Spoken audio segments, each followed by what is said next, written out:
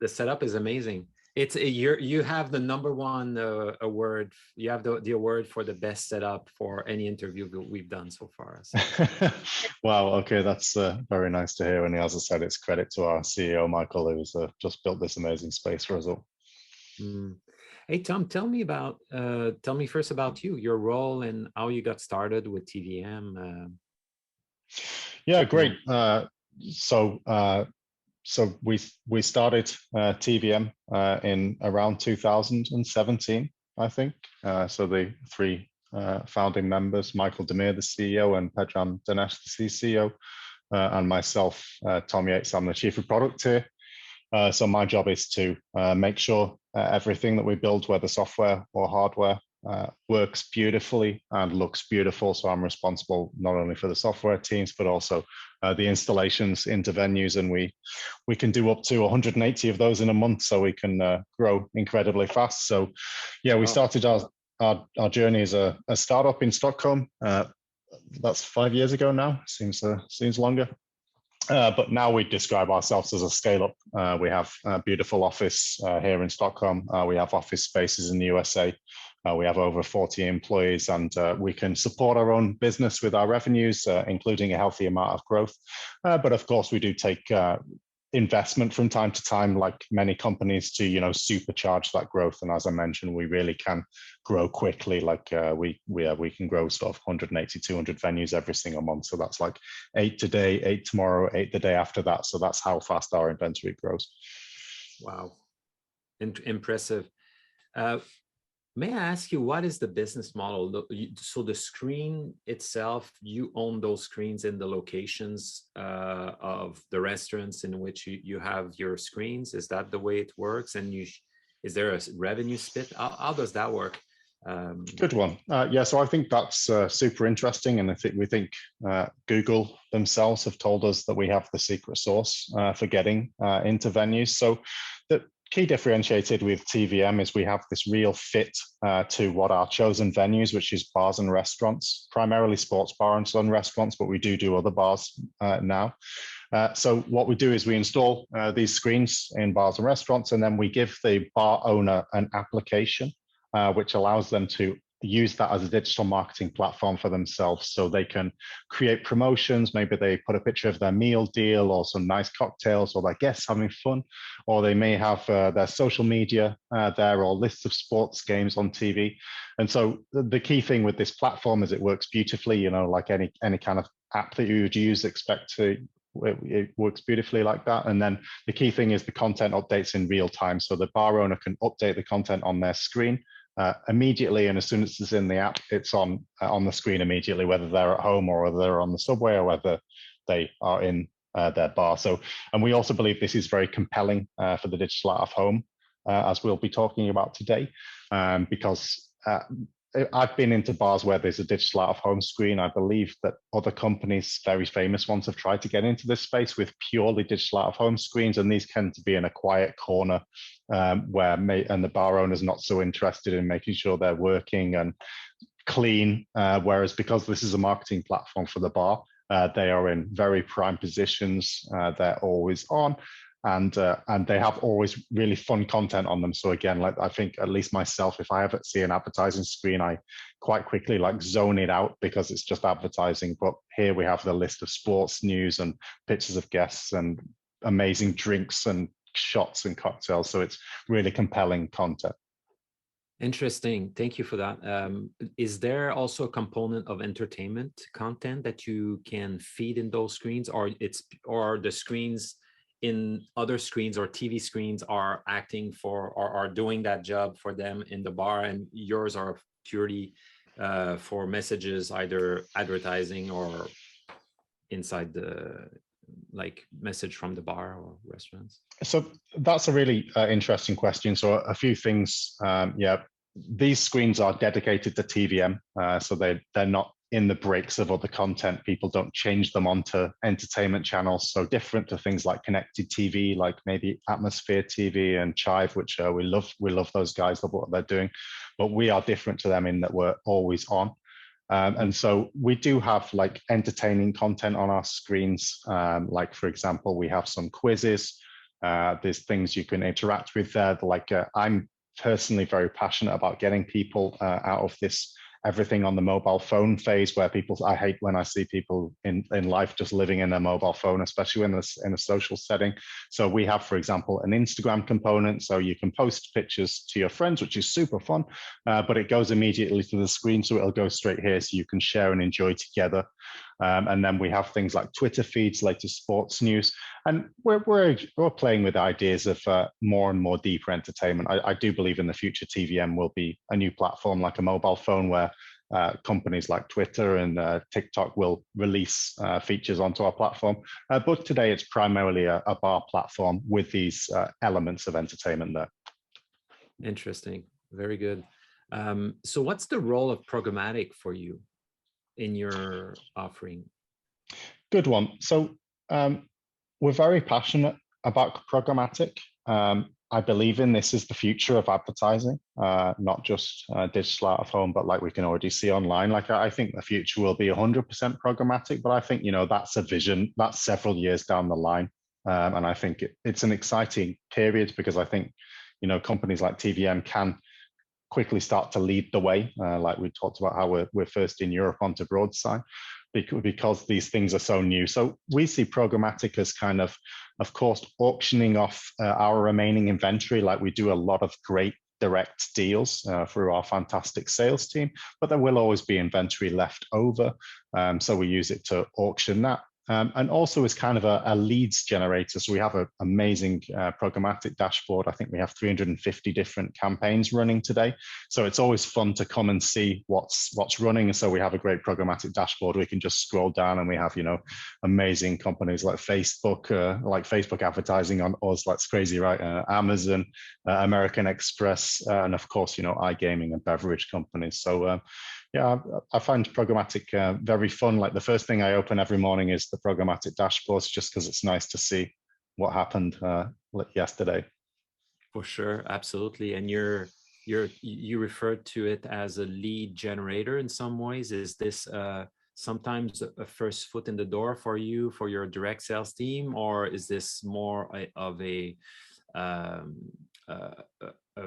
good insights for your sales team to understand which types of brands or verticals are interested in your network? Does it act as both ways, or? Yeah, exactly. So to explain what I meant there, so like, you know, some of these buys are going to be just for like impression buys, right? So they may be buying a variety of media and they happen to pick up TVM. Of course, sometimes they'll be targeting TVM DOOH because of its amazing place in bar networks with these long dwell time and the sports interested. But being a tech company like myself, I was working at Microsoft and Skype before we started TVM. Like we have a strong tech side here, and we really want to do these really exciting advertising experiences, which aren't always available on programmatic today. So programmatic is generally your bread and butter, the images, the videos.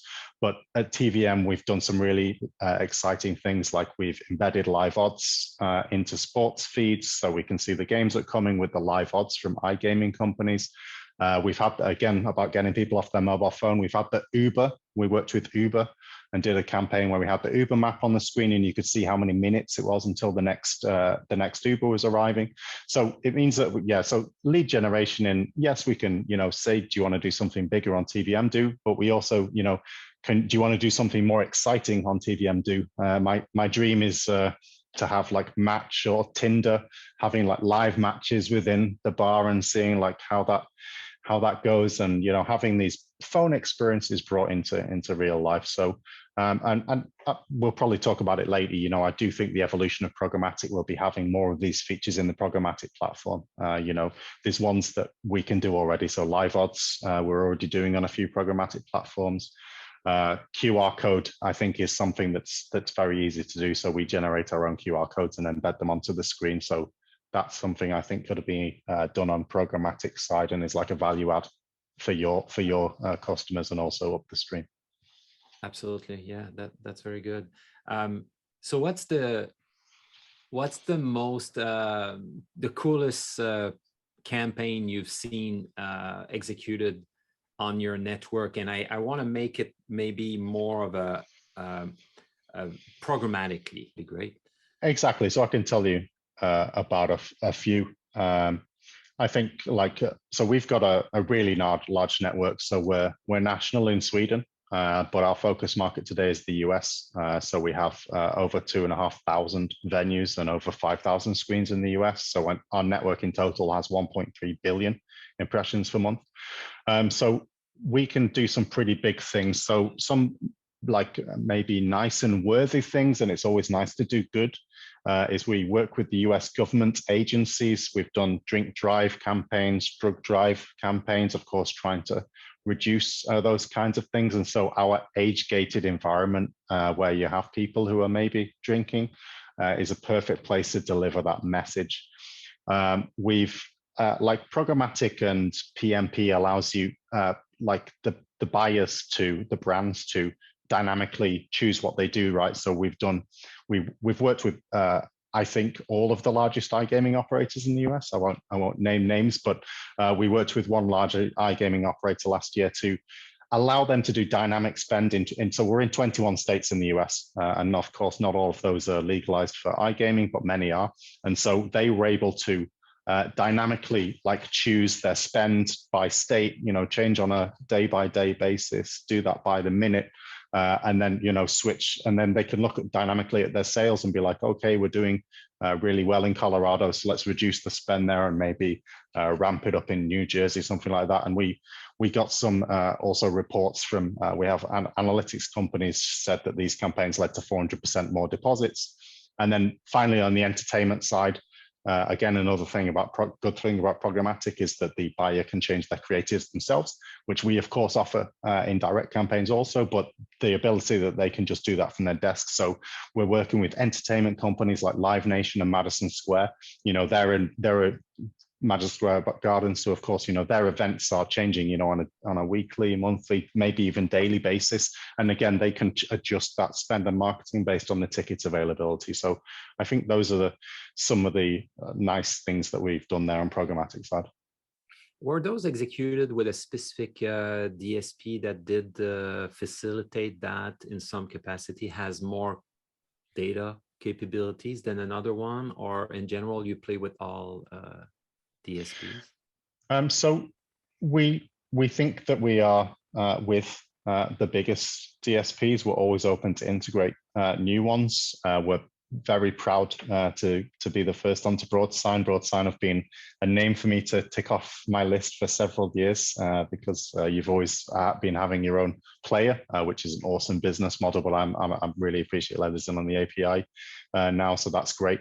So I don't think quite often buyers and brands will want to choose their programmatic platform. So we enable them to do that, and we are available on all of the biggest SSPs and DSPs in the US. And we are, I believe now, we're the biggest in Europe in Broadsign as well. And so you should be able to find TVM anywhere, TVM DOOH in any of these common platforms, and you can always reach out to us through our website, tvmdooh.com, we can set up these deals on any of the different platforms, whichever one has the tools you like. Exciting. This is great. Do you see any changes on the KPIs that brands do generally care about to measure the success of their campaigns? Do you see a shift right now happening towards more performance, or you would say that brands are still focusing on top of funnel metrics such as brand awareness and things like that, but due to the specificities of your network, I'm assuming there's a bit more of a lower funnel possibilities, if I'm not mistaken? Exactly, good one. So I would say, I will probably mix a little bit of my programmatic and direct experience here, because I would say on programmatic, primarily you're going to be looking at impressions. Today, people are buying impressions and they want to know those impressions are real. So we engage Geopath in the USA and Bumby in Sweden. So we have all of our screens individually rated, so buyers can have confidence in our impression metrics. That's good. And then in terms of conversion, that's the dream. That's why online has done well until now, but of course running into a few challenges around privacy, which will help in-place networks such as TVM DOOH coming up. So we do work with these companies who assessed the brand lift. So TVM, as I mentioned earlier, have demonstrated 400% brand lift and 400% more deposits for iGaming companies. We've been told that we are 5 times more effective than other channels and 10x more than other DOOH channels for a campaign we ran in Sweden. And then we have run campaigns like looking at the sales directly in the venue in terms of beverage. So we worked with Jägermeister and Fireball and increased their sales 200%. So TVM has, I believe, a unique capability that we can question our venues and ask, do they stock a particular product? So for example, we're working with White Claw at the moment in the US, and we have asked, we can find out within seconds from our venues, do you have these White Claw products in stock? So we're able to target those venues. And so that's possible to do through direct or programmatic, because we can just advise the buyer, yes, you should buy these venues. So it means, you know, it's like throwing seeds on ground that's not being watered properly, right? Like, so they can advertise White Claw whether it's for sale. So we are super interested, you know, we work for our brands. We want them to succeed. And so, like, I think this is something that will grow together with companies such as you. I think measurement is a growing technological challenge in direct even, but especially through programmatic, I believe, you know, fixing that end to end is going to be a challenge for all of us. And like, we're eager to work on things like that. QR is another one, right? So with iGaming, we have a technology partner that allows us to run iGaming campaigns where users can scan the screen to get a special offer, and we can track that right down the funnel. So we can see how many people install, how many people deposit, how many people bet, and that's where I got this data. I mentioned about 400% more deposits in iGaming. Mm-hmm. By location, I'm assuming.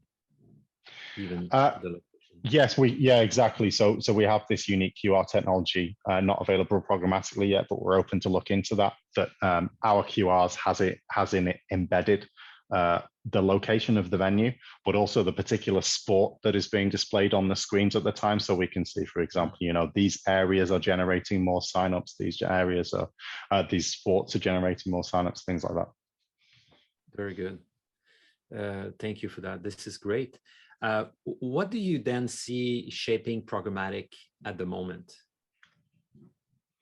Programmatic digital out of home, of course. So as I said, like I see the future as 100% programmatic. I think we are going, more buys are going to go there. I think, as we mentioned earlier, privacy is impacting social. Of course, it will have some impact on real world or in place-based advertising such as TVM DOOH.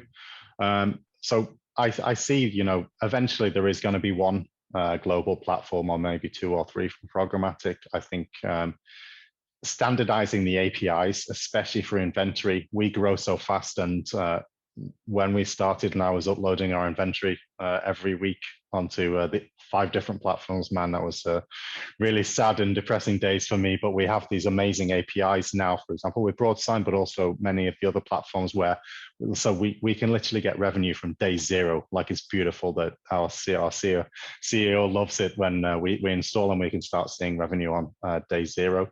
So I think, you know, standardizing those APIs, today we can do a new integration to a new SSP or DSP in sort of 5 days, maybe 2 weeks with validation. But it would be just great if we just need to do it once, right? Very good. So is there, as the privacy rules and consumer awareness around it increase, how do you see its potential impact on audience targeting, for example? Since we won't have as much mobile device IDs to leverage for audience targeting, although you are place-based, so you can tap into the venue audience information, but how do you see that playing out in the future? Exactly. So I'm very passionate about privacy. I don't think we've gone through the finest period in the last 20 years, both in terms of, you know, everyone spending all their time staring at the phone, and I'm not someone who doesn't do that. I try my best not to. And then in terms of privacy as well, so we're passionate about people's privacy. So yeah, so we can use great geolocation analysis. So this is looking at more of a macro level to analyze people. So it's analyzing a group of people. So there is no privacy impacts there. As I mentioned, the limits that are, I think, quite rightly being put on social media's use of people's data is going to push more spend to other channels. And as I said, yeah, measurement is going to be a challenge for all of us. You know, QR has had a really good couple of years with COVID. I think a lot of skeptics, including myself, have seen this can work, but it is quite a lossy measure. Like we estimate sort of 20% of your conversions might come through a really solid QR campaign, but there's also going to be 80% of impacts where people see it and just Google it. So I think these kind of analysis methods which rely on geolocation, these are good. And yeah, I can maybe just say that this is not an area that I am expert in. I'm really looking for these partner companies, and I think, you know, the programmatic company that cracks this is gonna be one that steps ahead, right? Like offering the full measurement solution with the buy, maybe the proof of play with the buy as well, so that you can solve the entire problem for the buyer, and however big the campaign is. Like some of our campaigns are like, you know, $3, which is like crazy to me, and then we can have campaigns that are sort of hundreds of K on a single campaign. For sure. So overall, the programmatic channel has been growing for you over the last 2 years, if I'm not mistaken. I'm assuming. Exactly. So it was just a great, you know, tactical idea by our CEO, Michael Demir, who said he spied early. He said, integrate this. And I said, sure. We integrated a few, and then it was like a very faint heartbeat for a few months, like, you know, just a few $100. And then one day it just went up to over $1,000, and it hasn't gone down since then. It's been, you know, repeatedly thousands and tens of thousands of dollars per day. And it peaked in December. Of course, being a traditional person, I was like, of course, you know, December's going to be the peak. But we actually just had a record month last month. And so that was very unexpected. Yeah, so we beat our December in the last calendar month here, which was unexpected. And so we're seeing like really strong growth there, and, you know, adding new channels such as Broadsign, where we're looking forward to seeing even more there. But I think my learning is that many platforms, it takes a little while to get going. So I think that's what I'd say in future. You know, when you integrate and you don't see anything, you know, for the first few weeks or the first few months, you know, don't panic and just carry on. You know, promoting that, because it does come after a while. Even our best-selling channel didn't do anything for 3 months, and then it just started, and it hasn't stopped since then. What would you say is in your opinion, the biggest roadblocks to wider adoption of programmatic digital out of home? I think I'll just start by maybe blowing up our media. Just give me a minute to say, you know, what's the differentiator with TVM? Our screens are really, really large, as you can see, 50 to 70 inch. They're dedicated to TVM. They're always on and in prime position. So that's very different to connected TV. Some of our competitors in connected TV, awesome business, but we get much better display and impressions for the media. And then I'm really passionate about our audience. Like, it's this social audience. It's a long dwell time. So you compare it to something in a subway, which are great screens, by the way. I walk past subway screens every morning. I pay attention to them. They're great, but you're walking past in a few seconds. We're there for 2 hours. So you can have these deeper engagements, these more exciting experiences. And then I don't know how it is in the country where you are, but trying to organize a social gathering in Sweden is impossible. Everyone's always got the kids, or they're busy with X, Y, Z. So for things like in Live Nation, where you see a concert on the screen, and then you're sat with your friends already, and you can say, hey, shall we go to that? And they can all agree, and then, you know, you can buy online. I think that, you know, that's social. And then, of course, Bars is brilliant. We're age gated, and then we have the sports feed and the live odds. So we're very, we care about, what we're doing here. So, we know that people don't want to maybe see iGaming advertisements on the subway. That was very unpopular in Sweden. Great, put it on TVM. You're in an age gated where it's appropriate. Children aren't going to see it. Same for alcohol. We don't want to advertise that in public. So really good target audience with the age gate. And then, sorry, I jumped in with my TVM DOOH promotion. That's okay. The question was about things to block. The question was about things blocking programmatic adoption. Did you say? In some ways, yeah, exactly. Yeah, so I think that there are some skills, and there is a tech barrier to overcome. As I said, I'm very proud of our tech team. Hassan, our tech lead, and Mohammed is leading up the programmatic side as well. We are really experts at integrating to programmatic platforms, so those guys can get them integrated so quickly now. It's like this every single one, but of course not everyone's going to have this strong engineering capability, and then you also need really good data analysis. So with our strong tech background here, we also passionate about data, so you need to look at which venues have the biggest impressions, where's the best place to target, things like that. So there is some technical stuff that needs to be understood to get on board with that. Mm-hmm.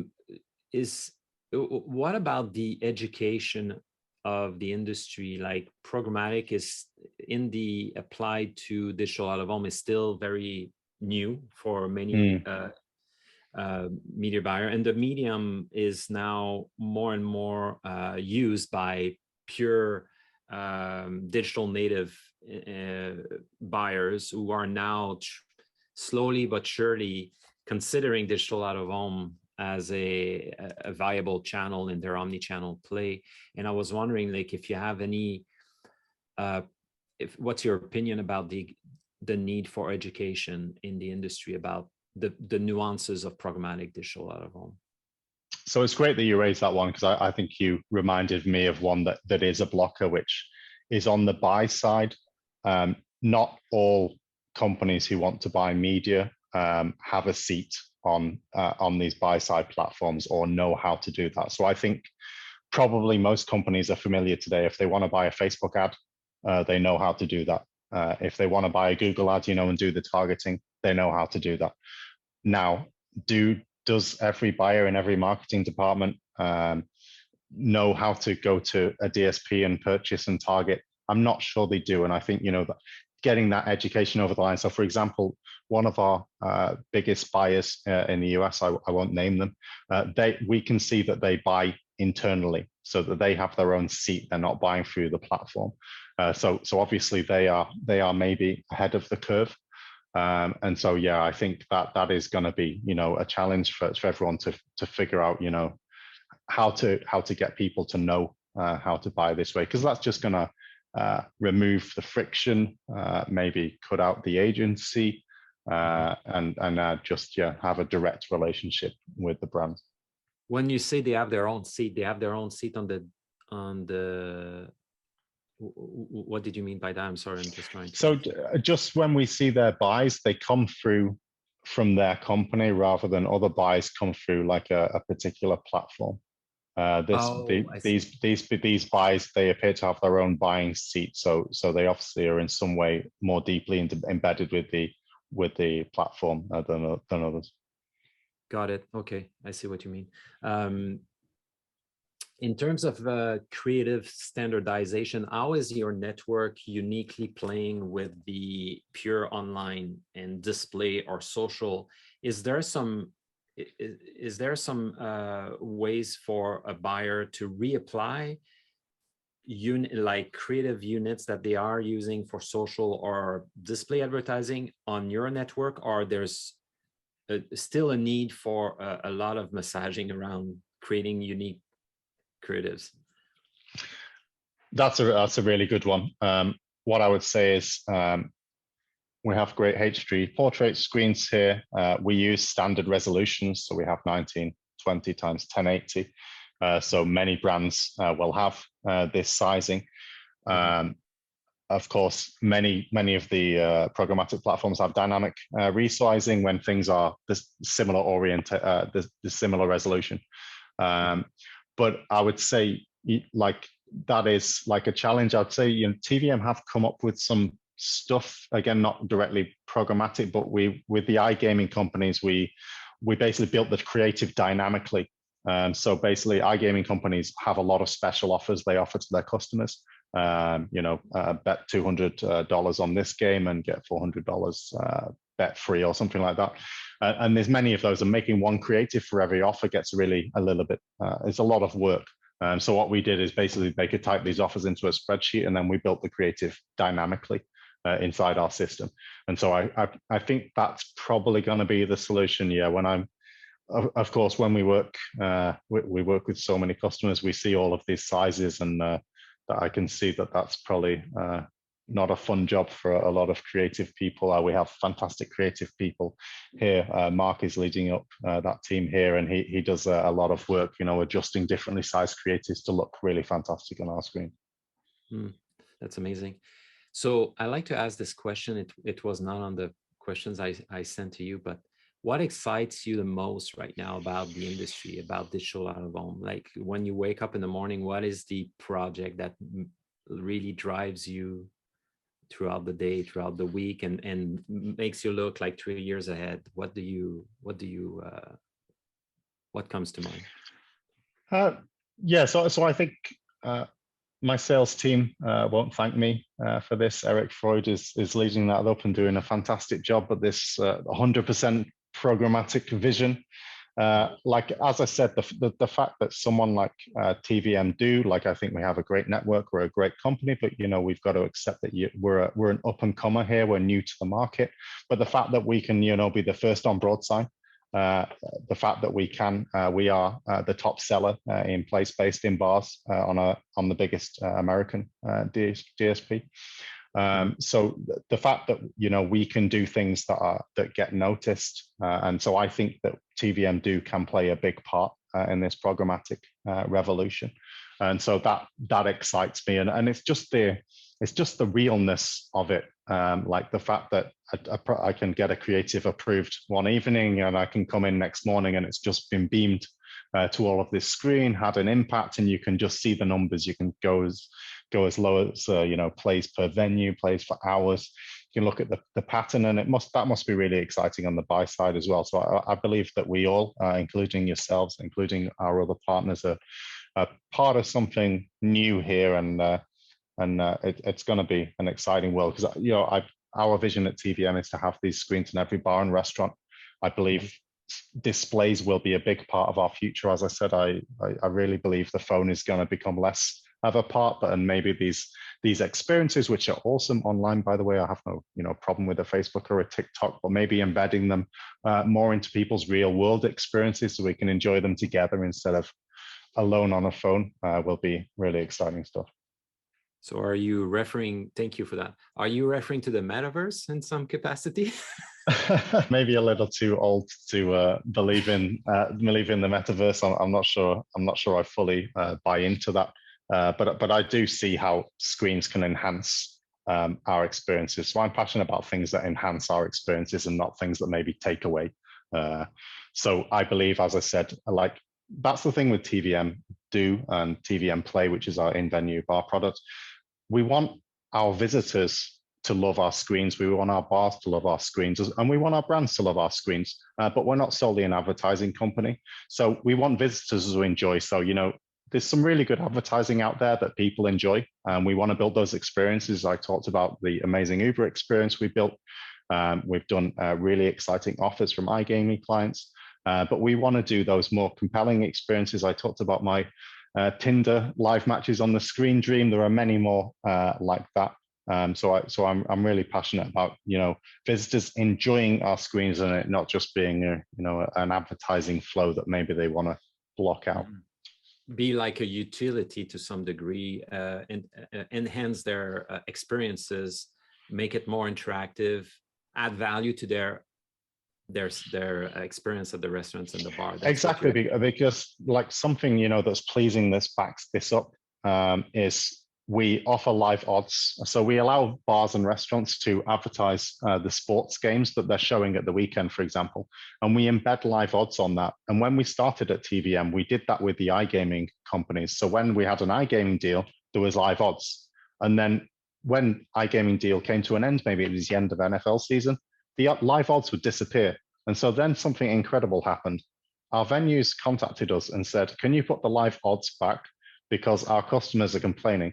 So what we had was customers complaining about advertising not being there. And that to me is a dream, when we can benefit a brand through marketing their product to the customers. You look, we're all business people here. We want to make money. But to do that in a way that the customer appreciates what's being done. And I think, you know, all brands want to do that too. They want their product to be loved, and they want their product to make people's lives better, and just tell people about their product. And if they want to use it, great.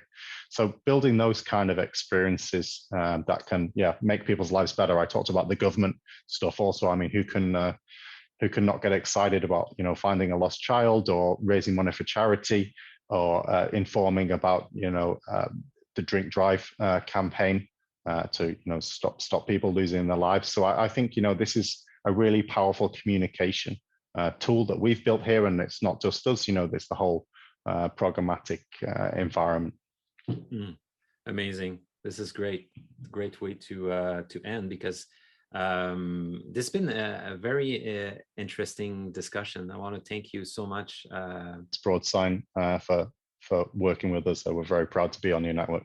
It's really nice to talk with you guys today, and I'm interested to talk in the future. Okay, sounds good. Thank you, Tom.